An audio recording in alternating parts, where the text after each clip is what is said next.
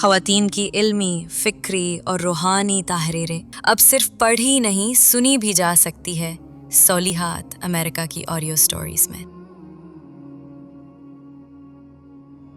تعلیم الحدیث، عنوان توہم پرستی، ترجمہ و تحقیق محمد حسن الیاس۔ حضرت معاویہ بن حکم سلمہ رضی اللہ تعالیٰ عنہ سے روایت ہے، وہ کہتے ہیں، میں نے عرض کیا، یا رسول اللہ، ہم جاہلیت کے زمانے میں بعض کام کیا کرتے تھے، انہی میں سے یہ بھی تھا کہ ہم کاہنوں کے پاس جایا کرتے تھے۔ نبی صلی اللہ علیہ وآلہ وسلم نے فرمایا، لیکن اب کاہنوں کے پاس مت جایا کرو۔ کہتے ہیں کہ میں نے کہا، ہم برا شگون بھی لیا کرتے تھے۔ آپ نے فرمایا، یہ ایک خیال ہی ہوتا ہے جو تم میں سے کسی کے دل میں گزرتا ہے، مگر تمہیں یہ کسی کام سے روکے نہیں۔ میں نے عرض کیا، ہم میں سے کچھ لوگ خط بھی کھینچتے تھے۔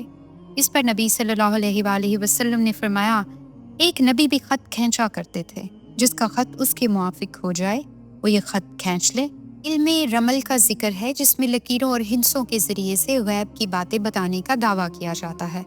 یہاں یہ واضح رہے کہ نبی سے مراد حضرت مسیح علیہ السلام ہے، غالباً اسی طرح کا معجزہ تھا جیسے مسیح علیہ السلام نے اپنے بارے میں فرمایا کہ میں تمہیں بتا سکتا ہوں جو کچھ تم کھا کر آئے ہو اور جو کچھ اپنے گھروں میں جمع کر رکھتے ہو۔ آل عمران آیت 49 باب 3۔ جس کا خط اس کے موافق ہو جائے وہ یہ خط کھینچ لے۔ یہ زجر تنبیہ کا جملہ ہے اور زجر کے طریقے پر اثبات سے انکار کا اسلوب قرآن و حدیث میں بعض دوسرے مقامات پر بھی دیکھ لیا جا سکتا ہے۔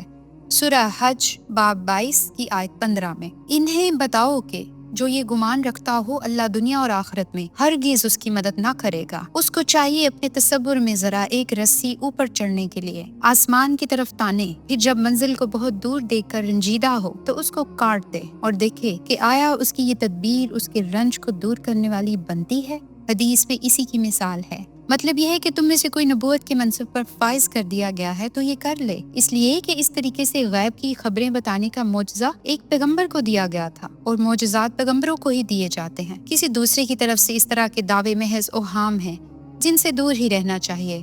اسی مضمون کی دیگر متعدد روایات میں ایک دوسری روایت کچھ یوں ہے۔ صفیہ بنت ابو عبید سے روایت ہے، وہ کہتی ہیں، میں نے عمر بن خطاب رضی اللہ تعالیٰ عنہ سے سنا، وہ بیان کرتے تھے کہ انہوں نے رسول صلی اللہ علیہ وآلہ وسلم کو سنا کہ آپ نے فرمایا، جو شخص کسی نجومی کے پاس جائے کہ اس سے کوئی سوال پوچھے، اس کی 40 شب و روز کی نمازیں قبول نہیں کی جاتی، یعنی اس گناہ کی سزا کے طور پر۔ اس سے اندازہ کیا جا سکتا ہے کہ اوہام کی پیروی کا معاملہ اللہ تعالیٰ کے نزدیک کیسا سخت ہے۔